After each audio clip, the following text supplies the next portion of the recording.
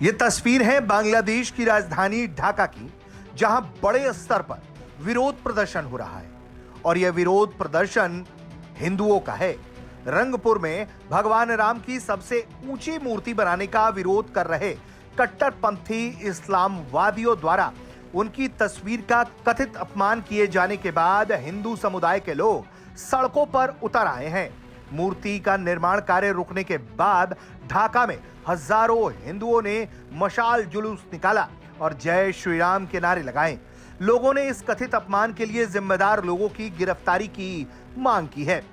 बांग्लादेश में यह नया तनाव उत्तरी गाईबांधा जिले के पलाशबाड़ी में भगवान राम की 81 फीट ऊंची मूर्ति के निर्माण कार्य को रोके जाने के कुछ दिनों बाद ही पैदा हुआ है।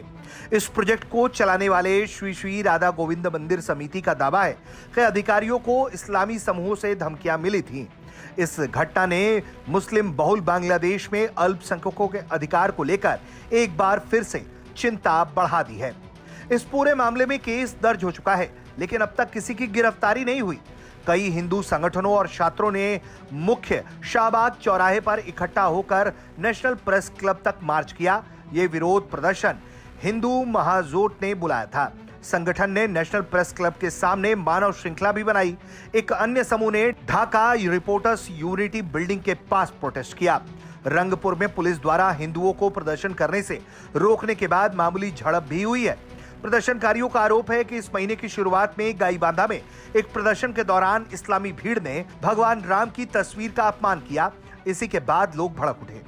तारिक रहमान के नेतृत्व वाली बीएनपी सरकार पर कार्रवाई न करने का आरोप लगाते हुए प्रदर्शनकारियों ने इसमें शामिल लोगों की गिरफ्तारी की मांग करते हुए 72 घंटे का अल्टीमेटम दिया। मांग पूरी न होने पर हिंदू समुदाय ने रैलियां और विरोध प्रदर्शन करने की चेतावनी दी है। धार्मिक मामलों के मंत्रालय को एक ज्ञापन भी सौंपा गया है। इसके अलावा हिंदू महाजोट ने कहा है कि अगर भगवान राम की मूर्ति का निर्माण फिर से शुरू करने की अनुमति नहीं दी गई तो वो बांग्लादेश के सभी 64 जिलों में एक एक करके राम मंदिर बनाएंगे। इसका विरोध प्रदर्शन लगातार अभी भी जारी है, क्योंकि पूजा समारोह के लिए बनी राष्ट्रीय समिति ने देशव्यापी आंदोलन का ऐलान किया है। भगवान राम की मूर्ति पलाशबाड़ी में एक मंदिर परिसर के हिस्से के तौर पर बनाई जा रही है। इसका करीब 80% काम पूरा हो चुका है। इस प्रस्तावित प्रोजेक्ट की अनुमानित लागत करीब 22 करोड़ बांग्लादेशी टका यानी कि तकरीबन 15.6 करोड़ रुपए है। इसमें भगवान कृष्ण की 50 फुट ऊंची और भगवान शिव की 30 फुट ऊंची मूर्ति भी शामिल है। श्री श्री राधा गोविंद मंदिर कमेटी के अध्यक्ष ने बताया है कि इस प्रोजेक्ट से जुड़े लोगों को इस्लामी समूहों से धमकियां मिलने के बाद काम रोका गया। एक कट्टरपंथी इस्लामी उपदेशक ने तो बुलडोजर से मूर्ति को गिराने तक की धमकी दी। बांग्लादेश में हिंदू सबसे बड़े धार्मिक अल्पसंख्यक हैं, जो देश की आबादी का करीब 8% है। यह घटनाक्रम ऐसे वक्त में सामने आया जब बीते साल मोहम्मद यूनुस शासन के दौरान देखा गया था कि खास करके हिंदुओं को निशाना बनाया जा रहा है और लगातार हिंदुओं से जुड़ी हुई हिंसा को अंजाम दिया गया।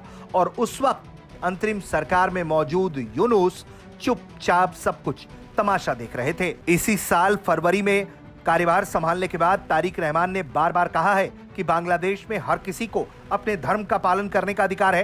पीएम के रूप में अपने पहले राष्ट्रीय संबोधन में तारिक रहमान ने ऐलान किया कि धर्म लोगों के लिए है, लेकिन देश सभी का है। हालांकि इस साल 1 जनवरी से 31 मार्च के बीच सांप्रदायिक हिंसा की करीब 131 घटनाएं दर्ज की जा चुकी हैं, जो कि बताता है कि सरकार के दावे से उलट ग्राउंड की परिस्थितियां हैं और ये वाकई में काफी चिंताजनक है। ब्यूरो रिपोर्ट, भारत तक।